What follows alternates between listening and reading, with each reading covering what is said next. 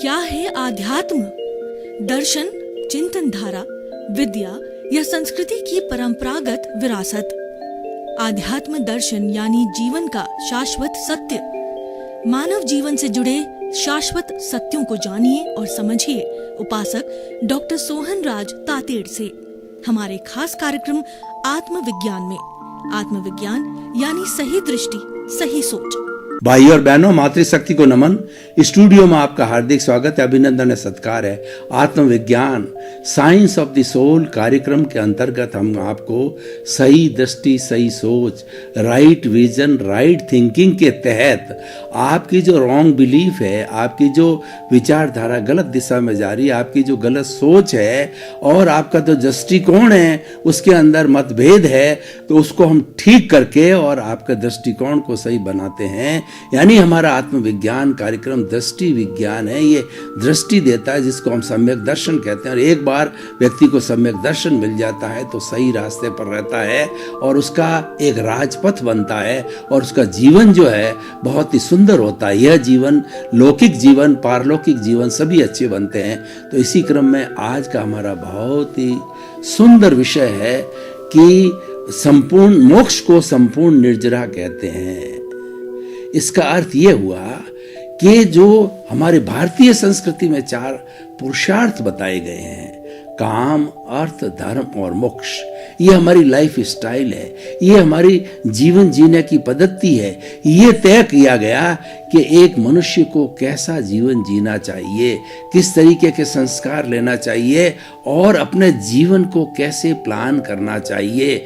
जो हमारी भारतीय संस्कृति के अंदर 4 आश्रम बताए गए हैं कि 25 साल की उम्र तक ब्रह्मचर्य आश्रम, इस आश्रम में रह करके बच्चा जो है गुरु के पास के अंदर गुरुकुल विद्या लेता था अपने अपने विषय की, और 25 से 50 साल की उम्र में गृहस्थ रूप के अंदर शादी ब्याह करके बाल बच्चे होकर के उनको पाल पोस कर पैरों पर खड़ा करके फिर जो 51 से 75 साल की जो उम्र होती है उस उम्र के अंदर वानप्रस्थ जीवन होता है। वानप्रस्थ जीवन का अर्थ हुआ घर में रहते हुए घर से दूर। मैं भी 20 साल से वानप्रस्थ जीवन यापन कर रहा हूँ और 75 साल की उम्र के बाद के अंदर जो आपका जो 76 साल से 100 साल की उम्र होती है उसमें संन्यास लिया जाता है। आजकल ये उम्र नहीं भी होती है, ये भी बात सच है, लेकिन जो भी हो, जो हमारा वानप्रस्थ जीवन है वो परार्थ का जीवन है और जो हमारा संन्यास आश्रम है वह हमारा परमार्थ का जीवन है। तो इस तरीके से भाई और बहनों, ये पूरा लाइफ को डिजाइन किया गया है और इस लाइफ को डिजाइन करने के लिए ही काम, अर्थ और धर्म और मोक्ष जो है ये 4 लाइफ स्टाइल बताई गई है। काम और अर्थ है हमारा लौकिक जगत से जुड़ा हुआ है और सभी को, आपको जो है इसके बारे में ज्ञान है कि काम क्या है और अर्थ क्या है, इसके बिना काम नहीं चलता है। और जो धर्म है वह हमारा माध्यम है मुक्ति तक जाने का, हमारा गंतव्य है, वो मोक्ष है। हम मोक्ष की बात क्यों कहते हैं? मेरे एक बहुत परिचित जो है वो चीफ इंजीनियर रैंक के किसी व्यक्ति से जिनसे मेरा परिचय था, उन्होंने एक बार मुझे बताया कि आप इतना मोक्ष की और इतना धर्म की बात करते हो, उसकी क्या आवश्यकता है कि मैं चीफ इंजीनियर रिटायर्ड हूँ, मेरे सब सुख सुविधाएं हैं, पैसा है, धन है, दौलत है, मेरा स्वास्थ्य भी अच्छा है और मेरे कोई चीज़ की कमी नहीं, तो मैं एंजॉय कर रहा हूँ, तो मैं मोक्ष की बात क्यों सोचूं? और आप जो इतनी बड़ी मोक्ष की बातें करते हो उसका क्या अर्थ है? मैंने कहा कि आपका अभी पुण्योदय है। जब व्यक्ति का पुण्योदय होता है तो उसको सुख शांति मिलती है, लेकिन कई बार बीच के अंदर पापोदय भी आ जाता है, क्योंकि ये जीवन है वो धूप छांव की तरह होती है। तो इसके अंदर पुण्योदय और पापोदय, जैसा जैसे कर्मों का उदय होता है, जैसे प्रारब्ध होता वो आते रहते हैं। आपने उस जीवन का अनुभव नहीं किया जो बेचारे झुग्गी झोंपड़ी वाले अनुभव करते हैं। उनका पापोदय आने का उनकी झुग्गी झोंपड़ी में रहने को पर्याप्त जगह भी नहीं होती, खाने को भोजन नहीं मिलता है, बारिश के दिनों में पानी टपकता है बराबर, वो सो नहीं पाते हैं, 2 जून की रोटी भी नहीं मिलती, उनका भी ऐसा जीवन होता है। तो कहने का अर्थ क्या है कि एक अटालिका में रहने वाला पुण्योदय का जीवन जीता है, झुग्गी झोंपड़ी में रहने वाला पापोदय का जीवन जीता है। और ये हर एक इंसान हर एक इंसान के जो है पूरे जीवन के अंदर पुण्योदय पापोदय चलता रहता है, क्योंकि हर संयोग के साथ वियोग जुड़ा हुआ है। ऐसा कभी नहीं होता है कि पूरा जीवन भर जो पुण्योदय चलेगा, और ऐसा कभी नहीं है कि जीवन भर जो पापोदय चलेगा। जो आया है वो निश्चित जाएगा, यानी जो आज हमारी स्थिति है ये भी चली जाएगी, अच्छा है वो भी चली जाएगी, बुरी है चली जाएगी। परंतु हम इस दो झूले हैं, जो सुख और दुख के दो झूले के अंदर जो है वो बार बार झूलते रहते हैं, तो उसके झूलने से हमारे को बड़ा ही कष्टकर होता है, शांति होती है। तो हम चाहते हैं हमको अक्षय सुख मिले, ऐसा सुख मिले कि उसके बाद के अंदर कभी दुख ना आवे, वो हमारी मोक्ष की स्थिति होती है। तो आज हमारा विषय है कि संपूर्ण निर्जरा के द्वारा मोक्ष की प्राप्ति होती है। तो हमारे भीतर जो प्रभु विराजमान है, जो चेतना है, जो आत्मा है, वो स्वयं मोक्ष स्वरूप ही है, लेकिन उसके ऊपर जो कर्मों का आवरण है, उस कर्मों के आवरण के कारण स्थूल शरीर मिला है, उसका भुगतान बाकी है। उस आवरण को हटाना है, वो संपूर्ण आवरण हटने को हम निर्जरा कहते हैं। जो हमारी आत्मा के ऊपर पर्दे पड़े हुए हैं, उनको हटाने को निर्जरा कहा जाता है। और जब ये संपूर्ण रूप से हट जाते हैं तो मुक्ति की प्राप्ति हो जाती है। और जब तक ये आवरण है तब तक मनुष्य 84 लाख जीवा योनि में अपने अपने कर्मों के अंतर्गत है, वह जो है वो घूमता रहेगा। कर्मों के लिए कहा गया है कि को सुख को दुख देत है, और कर्म देत झकझोर, उर्जत सुरजत आप ही ध्वजा पवन के फेर। भाई और बहनों, आपने देखा होगा कि जो मंदिर के ऊपर ध्वजा लगी रहती है उसको कौन फहराता है, उनको कौन लपेटता है, कौन खोलता है, पवन के फेर से चलती है। इसीलिए मनुष्य के जीवन में भी जितना भी सुख दुख का उदय भाव आता है उसका स्वयं का किया होता है। कोई व्यक्ति मनुष्य को सुख नहीं देता, कोई दुख नहीं देता, उसके कर्म ही, जब अच्छे कर्म आते हैं तो सुख मिलता है, और जब बुरे कर्म आते हैं तो दुख मिलता है। तो इस तरीके से इस सुख और दुख से संपूर्ण जो निजात पाने के लिए हमें निर्जरा करनी होती है। निर्जरा का अर्थ होता है कि जो हमारा कार्बन शरीर अनादि अनंत काल से जिस आत्मा के साथ लगा हुआ है, उसको संपूर्ण रूप से नाश कर देना, उसको संपूर्ण रूप से मिटा करके शून्य कर देना है। यानी जड़ है इस चेतन के साथ से जो है हट गया, तो हटने के बाद के अंदर जड़ है अपने जड़ की स्थिति में चला जाएगा, और चेतन है वो ऑलरेडी जो है वो मोक्ष का स्वरूप है, वो मुक्ति के अंदर चला जाएगा। तो भाई और बहनों, हम ये कहना चाहते हैं कि हम उस मुक्ति को कैसे प्राप्त करें, ये बहुत बड़ी बात है। हमने मान लिया कारण और निवारण की बात। हमारा कारण हमने पता किया कि जब तक कॉजल बॉडी समाप्त नहीं की जाती है तब तक आत्मा की मुक्ति नहीं हो सकती, तब तक शाश्वत सुख, सनातन सुख को प्राप्त नहीं किया जा सकता है। तो उसका जो हमारा कार्बन शरीर, लिंग शरीर, कॉजल बॉडी जो कि जन्मांतर में हमने इकट्ठा किया है, उस वेयर हाउस को समाप्त करने को, उस वेयर हाउस को धीरे धीरे घटाने को निर्जरा कहा जाता है। भगवान ने दो तरह के धर्म बताए, एक तो संवर और निर्जरा।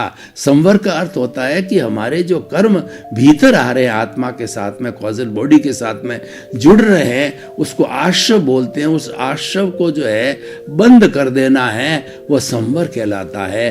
तो संवर की स्थिति जहां रहती है वहां निर्जरा निश्चित होती है। इसीलिए हमें संवर की स्थिति में रहना चाहिए। और संवर की स्थिति कब आती है? जब अपने स्वभाव में रमण करते हैं।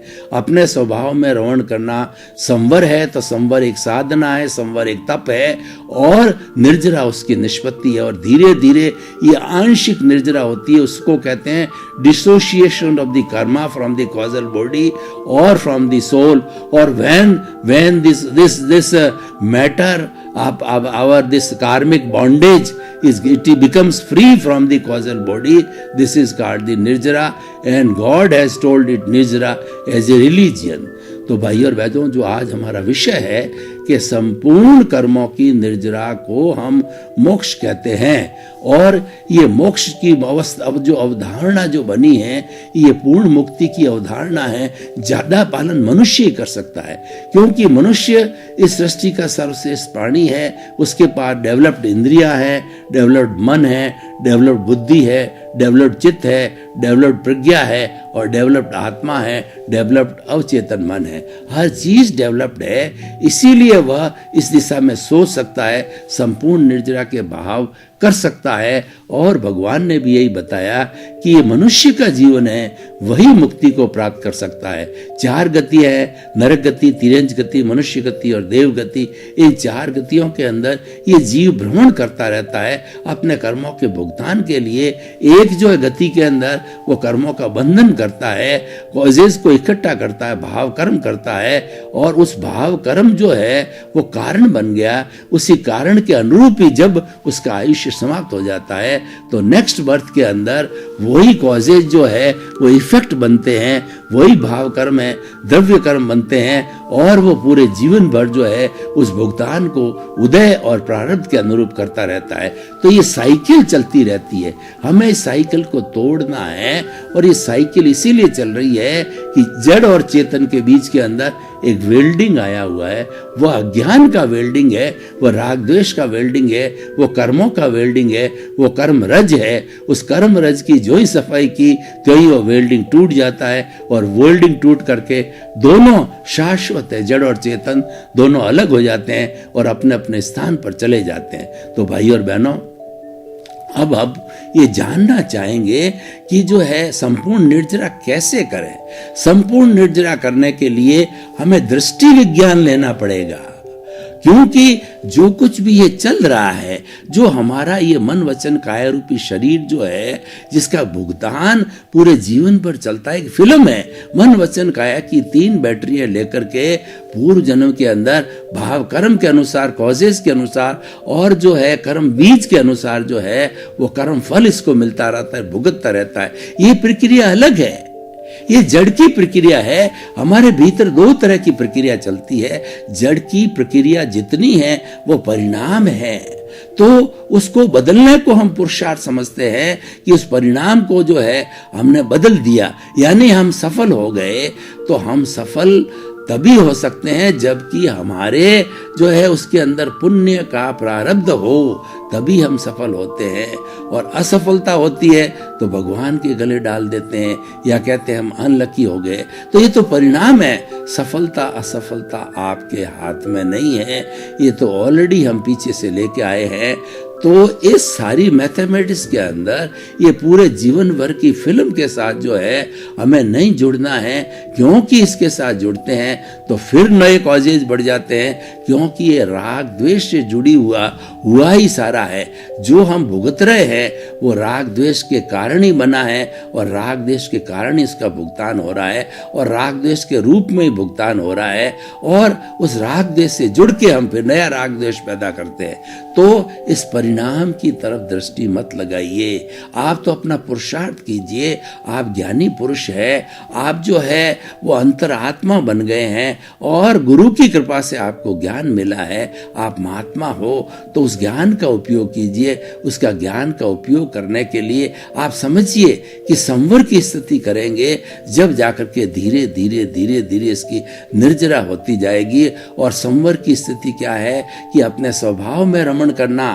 24 आवर्स आपको 100% ये प्रतीति जो है ज्ञान में करा दी जाती है, और ये प्रतीति रखनी चाहिए आपको। आपका जो ये अज्ञा है, ये जो शरीर का खाता है, राग देश का खाता है, वो इतना पावरफुल है कि आपको खींचेगा।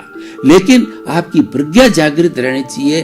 प्रज्ञा जो है आपको अज्ञा खींचने की कोशिश करे तो प्रज्ञा वापस आपको जो अपने ज्ञान के अंदर लाएगी, आपको प्रतीति कराएगी। आप तो अपने अनुभव में रहो, आप तो अपने स्वभाव में रहो। और ये इसको हम जागृति, अपने स्वभाव में रमण करने को हम जागृति कहते हैं। जब वह ज्ञान दिया जाता है, ज्ञान हो जाता है गुरु की कृपा से, तो ज्ञान होने पर लगभग जो 100% की प्रतीति के साथ में 15% की जागृति भी हमें करके दे देते हैं, और साथ साथ में 2% अनुभव भी दे दिया जाता है। यानी हमारी सारी फॉर्मेलिटी, हमारी जो प्रक्रिया है, हमें कैसे आगे चलना है, संपूर्ण निर्जरा कैसे करनी है, उसका पूरा हमें सिस्टम बता दिया जाता है। तो हम जो 15% जागृति है, यानी स्वभाव में रमण करना है, वही हमारा संवर है, तो उसमें बनी रहनी चाहिए। और वास्तव में संवर क्या होता है, हमें हर वक्त जो है वो लोक कल्याण की भावना करनी चाहिए और भीतर विराजमान प्रभु से प्रार्थना करनी चाहिए। वो अक्रिया है, वो अशरीरी है, लेकिन सबसे ज्यादा जो है वो बलवान वही है, वही मुक्ति में जाने वाला है और वो उसका स्वभाव ही मुक्त है। उससे आशीर्वाद लेना चाहिए कि हे मेरे भीतर विराजमान शुद्ध आत्मा भगवान, मुझे ऐसी शक्ति दो, जागृति दो कि 84 लाख जीवा योनि प्राणी मात्र के किसी भी प्राणी को मेरे द्वारा मन से, वचन से, काया से, करने से, करवाने से, अनुमोदने से कोई कष्ट ना हो, कोई कष्ट ना हो। जब ये हम बार बार अनुचिंतन करते हैं, जिसको अनुप्रेक्षा कहा जाता है, तो ये संवर की स्थिति बनी रहती है। और इस संवर की स्थिति से क्या होता है, ये मुख्य बात समझने की है कि जब हम संवर की स्थिति में रहते हैं तो उसकी निष्पत्ति निर्जरा होती है। कैसे होती है? जब आपने चिंतन चालू किया कि मैं अलग हूं और शरीर अलग है, मैं तो अक्रियाशील शुद्ध आत्मा हूं, मेरा स्वरूप, मूल स्वरूप शुद्ध आत्मा मुक्ति का स्वरूप है। वो है जानने वाला है, देखने वाला है और अनंत ज्ञान वाला है, अनंत दर्शन वाला है, अनंत शक्ति वाला, अनंत सुख का धाम है और आनंद जो इसका लक्षण है वो मैं हूं। जब ये चिंतन चालू होता है तो ये चिंतन चालू होते ही जो भीतर राग द्वेष का पिटारा है उसके जो है उसमें टर्बुलेंस होती है, उसके अंदर जो है वो धीरे धीरे सारे जो है परमाणु जो है वो शिथिल होते हैं। कर्म के परमाणु कैसे होते हैं, मैं एक उदाहरण के द्वारा आपको बताना चाहता हूं कि हम पानी को गर्म करते हैं तो पानी को गर्म करने के साथ में पानी के जड़ परमाणुओं के बीच के अंदर जो जो स्थान होता है वो बुलबुल, वो हवा, वो स्थान हवा की होती है, वो बुलबुल के रूप में चारों तरफ से ऊपर उठती है और ऊपर उठ करके पूरा पानी गर्म हो गया, यानी उसके किसी भी परमाणु के बीच में कोई जगह नहीं है। तो ये टर्बुलेंस होके जो बुलबुले उठे, ठीक उसी तरह से हमारा कार्बन शरीर है, झिल्लीदार है जो, और हमारा कार्बन शरीर है एक पूरी जो बॉडी के अंदर आत्मा है और आत्मा के एक चेतनामय परमाणु पर असंख्य जो है वो जड़ कर्म के परमाणु चिपके हुए होते हैं। और जब ये प्रक्रिया जो है चालू होती है ज्ञाता दृष्टा की, तो उस ज्ञाता दृष्टा की प्रक्रिया से वो ढीले पड़ते हैं और टर्बुलेंस के रूप में वो डिसोशिएट होते हैं, वो निर्जरा कहलाती है। तो देखिए, हमने तो संवर किया, हमने तो प्रभु से प्रार्थना की कि मैं किसी को दुख न दूं, शक्ति न दूं और मेरा स्वरूप ऐसा है। तो ये जो चालू होगी उसके साथ साथ में अब देखिए एक काम और होता है कि हमारा ये शरीर भुगतान कर रहा है और भुगतान के अंदर जो है हमें जुड़ना नहीं है, राग द्वेष आ रहा है, लेकिन कई बार बहुत फोर्स आ जाता है, फोर्स आता है तो हमें, क्योंकि दोनों भीतर ही है, दोनों एकदम जुड़े हुए हैं, फेविकॉल की तरह जुड़े हुए हैं, वेल्डिंग लगा हुआ दोनों के बीच के अंदर। तो क्या होता है कि उसका जो फोर्स लगता है, तो फोर्स लगने पर जो है हम जैसा राग द्वेष की स्थिति बनती है वैसा करने को बाध्य हो जाते हैं। उस वक्त में हमारी प्रज्ञा और ज्ञान को हाजिर करना, यानी फाइलों का संभाव पूर्वक निपटारा करना। संभाव पूर्वक निपटारा क्या है कि इस पूरे जगत के किसी भी प्राणी को दोषित नहीं समझना, किसी को कर्ता नहीं समझना, अपने आप को कर्ता नहीं समझना और हमारे पास में जो भी जड़ सामग्री है, पद है, प्रतिष्ठा है और जो है हमारा घर है, परिवार है और हमारा धन है, दौलत है, जितना भी जड़ पदार्थ शरीर से जुड़ा हुआ है उसका मालिकीना भाव नहीं रखना है, क्योंकि जड़ तो छूटने वाला है। मालिक तो शुद्ध आत्मा भगवान है, वही मेन मालिक है और ये तो टेम्परेरी है। ऐसे तो हमने कई बार जो है हमारे धारण किया हमने शरीर को और छोड़ते रहते हैं, धारण करते रहते हैं। तो इस पर मालिकीना हक न रखना, स्वयं को कर्ता नहीं समझना, कर्ता हो ही नहीं सकता, कर्ता बनने की योग्यता नहीं है, क्योंकि कर्ता तो सिर्फ जो है कुदरत है, कुदरत के अलावा कोई भी कर्ता बनने की योग्यता नहीं रखता। वो कर्ता मानता है तो वही उसका अज्ञान है, उसी कारण वो बंधा हुआ रहता है। और तो हम इसको संभाव की स्थिति में लाएं किसी को दोषित नहीं देखें और किसी के प्रति बुरा भाव नहीं ला। हमें चिंतन करना चाहिए किसी के प्रति बुरा, कोई भी लिविंग बीइंग के प्रति, प्राणी मात्र के प्रति बुरा भाव आए या उसके दोष दिखे तो वो दोष मेरा है, ऐसा चिंतन करना चाहिए। ये संभाव की स्थिति आती है, ये प्रतिक्रमण की स्थिति आती है, ये आलोचना प्रत्याख्यान कहलाता है। तो इन दो ध्रुवों के माध्यम से ये भी एक संवर की स्थिति होती है। तो हमारे संवर दो हो गए, प्राणी मात्र को दुख नहीं देना, किसी के प्रति दोष नहीं देखना, किसी के प्रति बुरा भाव नहीं करना, किसी को कर्ता नहीं समझना, खुद को भी नहीं समझना, किसी को नहीं समझना, और उसके साथ साथ में मालिकिनी हक किसी पर नहीं जताना। खाली ये हमें महसूस होना चाहिए कि जो कुछ भी मेरा घर है, धन है, दौलत है, तो मैं गृहस्थी हूँ, मेरा परिवार है, तो मैं इसका कस्टेडियन हूँ, और इसके जब तक, क्योंकि मुझे जो पुण्योदय से मिला है, मैं इसका चौकीदार हूँ, मैं इसका ट्रस्टी हूँ, तो हमें उसका मालिकिना भाव कभी भी चित्त में नहीं लाना। तो ये जो संभाव है, ये भी एक संवर का रूप है। संवर और संभाव एक ही होते हैं। जब हम संभाव करते हैं तो संवर की स्थिति बन जाती है, और संवर की स्थिति जो है वो तप की स्थिति होती है, और तप का जो है वो परिणाम होता है, वो निर्जरा होता है कि जैसा हम क्वेश्चन पेपर हल करके आते हैं उसके बाद उसकी मार्किंग होती है, वो परिणाम कहलाता है। प्रश्न पत्र हम हल करते हैं और परिणाम जो है वो हमारा एग्जामिनर देता है। ये दोनों चीजें अलग अलग है। जैसे कि हमारे ये भीतर शरीर के अंदर चेतन और जड़ दोनों अलग अलग है, उसी तरीके से एग्जाम देना जो है वो हमारा पुरुषार्थ हो गया, वो हमारा संवर हो गया।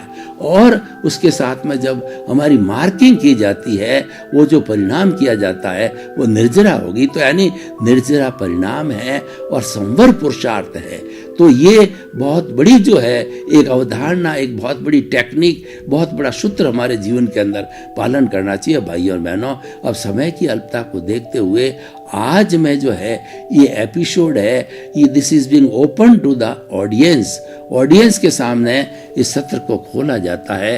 तो हम इसकी क्या समीक्षा करें, हम इसको तराजू पर तोलें, हम इसको कसौटी पर कसें और इसकी समीक्षा करके ये मालूम करें कि आज का ये टॉपिक है कि संपूर्ण निर्जरा के द्वारा मोक्ष है।